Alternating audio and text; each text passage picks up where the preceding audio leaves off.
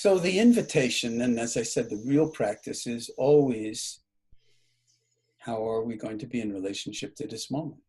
So whatever's arising is the curriculum, okay? But often you say, well, nothing's happening. Well, that's not true. At any given moment, at least 10 things are happening. There are far more than 5 senses, and we have awareness of all sorts of things. But what we're really doing is we're utilizing our attention to actually learn how to inhabit wakefulness, awareness. So awareness is not something you have to get. It's something that is intrinsic to all of us. But we're so caught up in thinking that we actually don't even recognize awareness as a valuable asset. And now we're cultivating greater intimacy with it. And I use the word cultivation because really that's what meditation is. It's cultivating access to deep interior resources that we all are born with for learning, growing, healing, and ultimately transforming ourselves effortlessly, except that it's hard as well as effortless. So let's actually establish ourselves in a posture that embodies wakefulness and dignity at this moment, whatever those words mean to you. Wakefulness and dignity. And if you want to, you're welcome to close your eyes, but it's not necessary. If awareness only functioned with your eyes closed, we would all be in very bad shape. So you can be completely awake and aware with your eyes open. It's just a little bit more challenging because so much stuff comes in through the eyes that it generates more thinking. But you can let your gaze, say, fall a little, on the floor or below you or whatever, and just let it rest. And simply bring awareness to the fact that you're sitting here breathing. Weirdly enough, in front of a device, because, here I am in front of you. But you can do this without the device and without me, but this will be kind of like a glide path into it for you. So here we are, and we're breathing. And the challenge is, can you feel your body sitting here breathing? Not think about it, but actually feel the sensations in the body of the breath coming in and the sensations of the body of the breath leaving the body.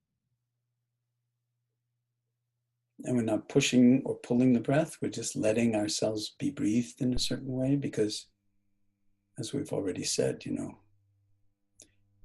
if it were up to us to be breathing whoever we think we are, we would have died a long time ago. So it's a gift. This breath is a gift. And it's also this breath in this moment. So it's this moment. It's the only breath we care about. And it's this body in this moment, just as it is. And then can we actually rest here in awareness, riding on the waves of the breath sensations in this timeless moment we call now?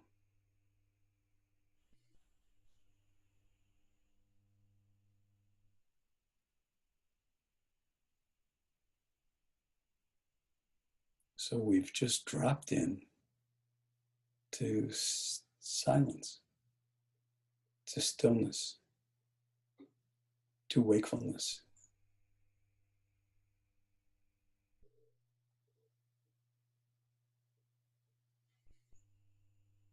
And we can take up residency here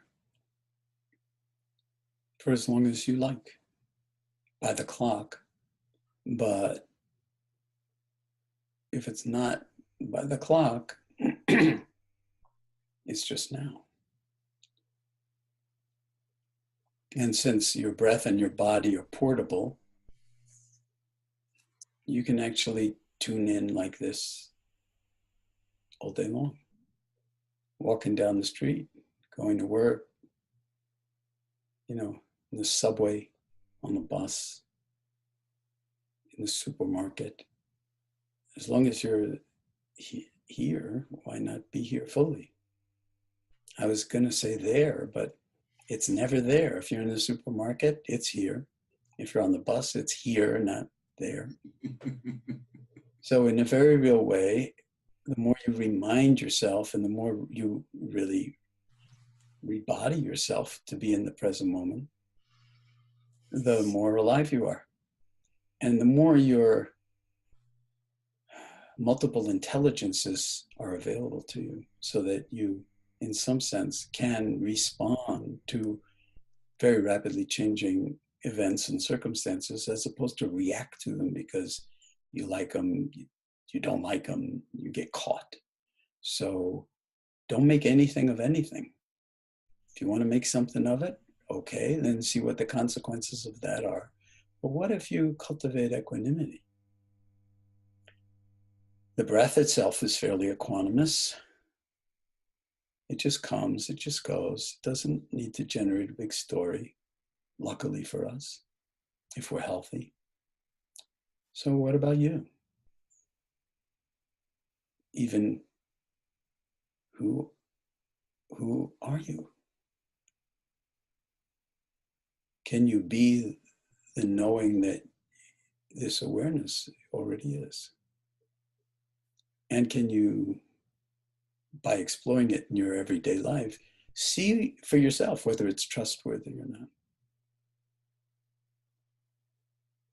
Whether silence and non-doing and stillness are actually copacetic, whether they feel good, whether they are trustworthy, whether you could actually inhabit those dimensions of life a little bit more. And then how do other people respond to you when you're more present, when you're more in your heart, when you don't have a big agenda to lay on them or yourself, when you're available? It's all right here, right now. All of my words, they're just pointers. They're pointing to something that is already you and that is already yours. And ultimately, this practice we call mindfulness or heartfulness, cultivating mindfulness or heartfulness, it is a love affair with the actuality of things, with who you are, with the possibility of your life lived as if it really, really, really, really mattered. And so you can trust sort of deep elements of your own intelligence that are way deeper than thought. Nothing wrong with thought, nothing wrong with emotions.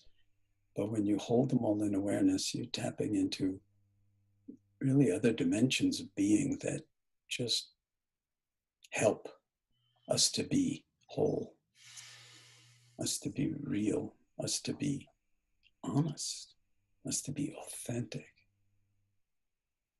And that's like one big adventure, whether you grew up on the streets of New York or not, you know. We can really trust our own deep capacity for loving kindness, for compassion, for wisdom, and let the world become our meditation teacher. Let life itself become the meditation teacher. And it only unfolds in this one moment, because that's the only moment we ever have. So I hope that this is in some sense meaningful to you, because I like to share this love affair as much as possible. And also because it is one big adventure. And the more of us that are on it, I feel like the healthier the whole planet is going to be. So I wish you well. And if any of this has made any sense to you, don't watch this program over and over again. Enact what it's inviting you to do, even for brief moments, but throughout the day. Just drop in on yourself. and trust that what's emerging is exactly the right curriculum for you to